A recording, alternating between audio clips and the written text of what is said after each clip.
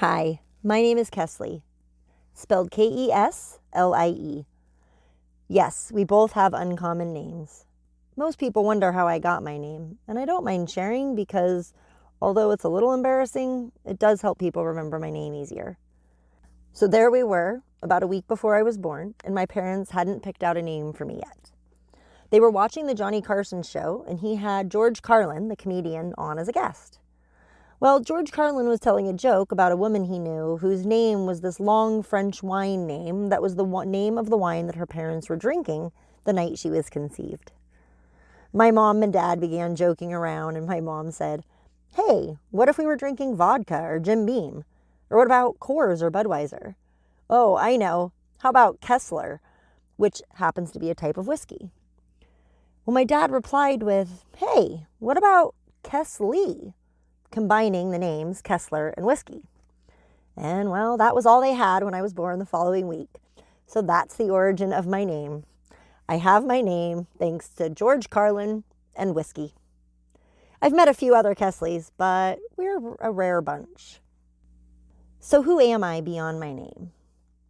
Well, I've been married to my husband, who is a high school band director since 2001. Together, we have 3 daughters who are 12, 13, and 15 years old. We also have 9 animals, 2 dogs, 2 cats, 2 chickens, 2 rats, and a snake, a ball python. Yep, it's a whole menagerie. I also love to play board games and video games, and I love to dance and cook in my spare time. My story with anxiety started in 2010 when we moved from Las Vegas to Monterey Bay, California. It all began one night as I lie in bed with my young daughters while they fell asleep. My heart had started pounding, felt like it was really racing. What's happening, I thought. Then the shaky feeling came. Oh my gosh, now I'm shaking too. I was beginning to feel scared, like really scared. I tried to take a deep breath to calm down, but I could barely breathe. I took my pulse. My heart rate was only slightly elevated. It wasn't really racing. So why did it feel like it was beating out of my chest at 1,000,000 miles an hour? What was happening to me? I began to really worry. Maybe something was wrong. And then it dawned on me that this sounded a lot like how my dad and sister's panic attacks would start. So I called my mom.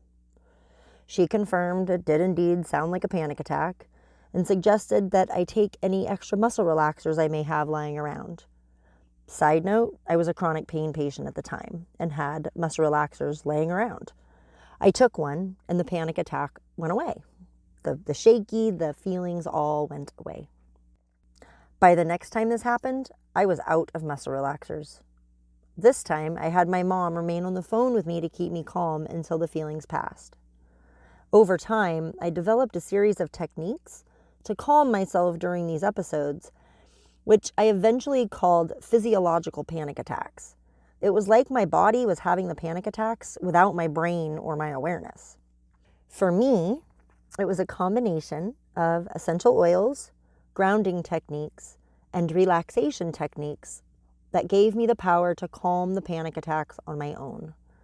I was able to reduce the number, intensity, and duration of the attacks, and I felt pretty good about how I was handling them. While I could stay out of panic in my mind, the process was really taking its toll on my body. After the attacks, I felt fatigued and drained of energy. I was also tired in my mind from calming myself yet again. I thought I was handling it, and thought I had the attacks under control. I was very wrong.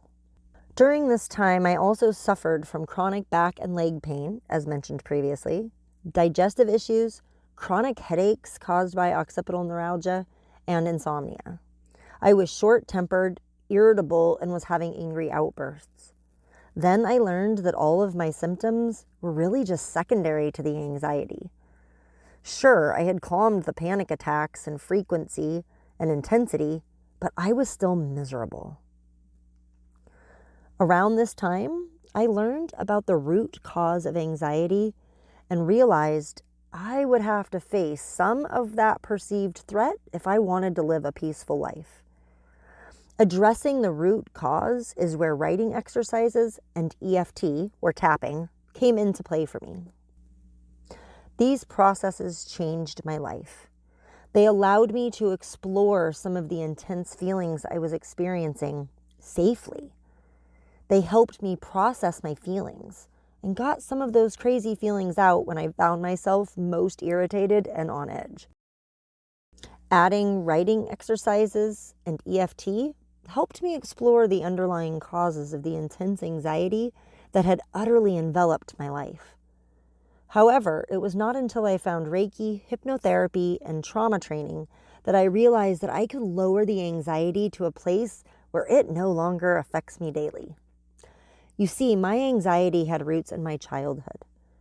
My mother was filled with fear. Fear about everything. Money, safety, fire, health, you name it.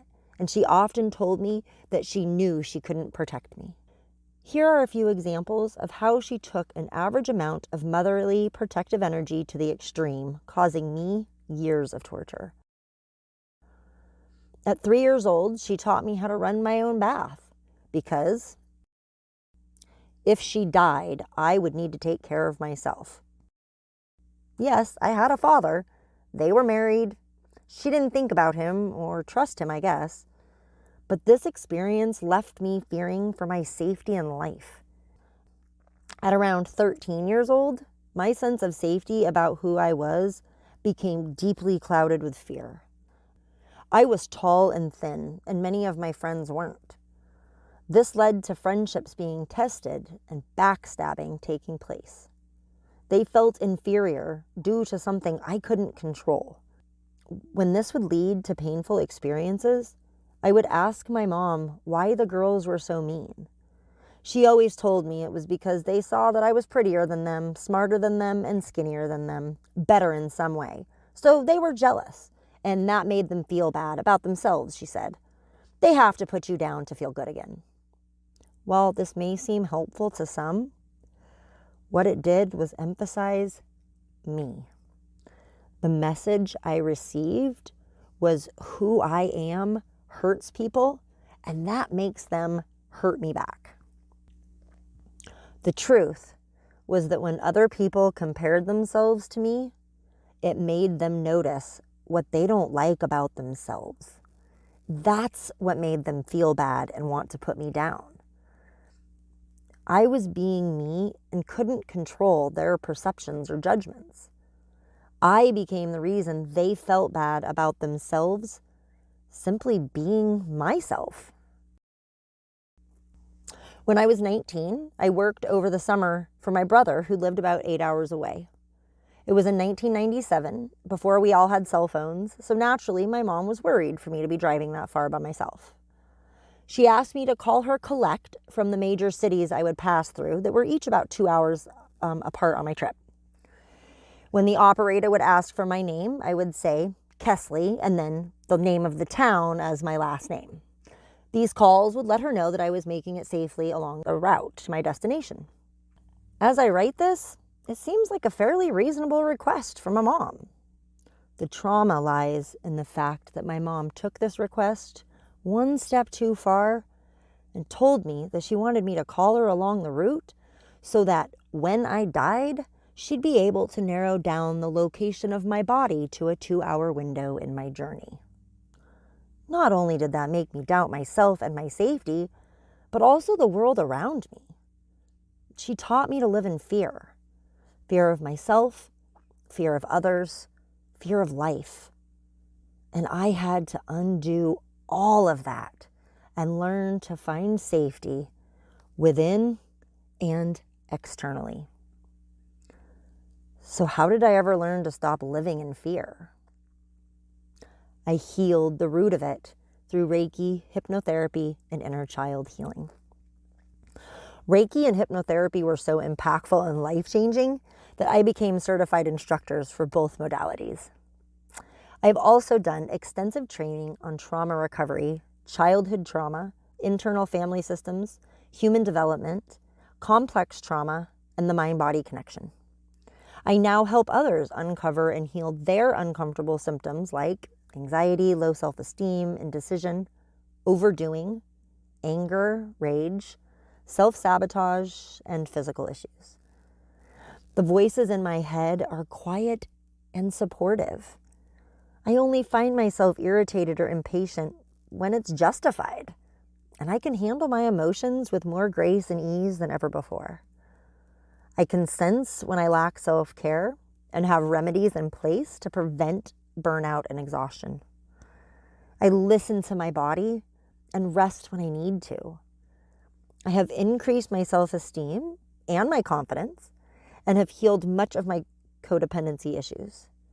Most importantly, I like and love myself more than I ever dreamed possible. I now look back on my time suffering with anxiety and realize how grateful I am for the experience because it brought me back to me. It taught me to be resilient, to heal myself, and to put my healing first. It helped me to find a way of living that serves me, not just those around me.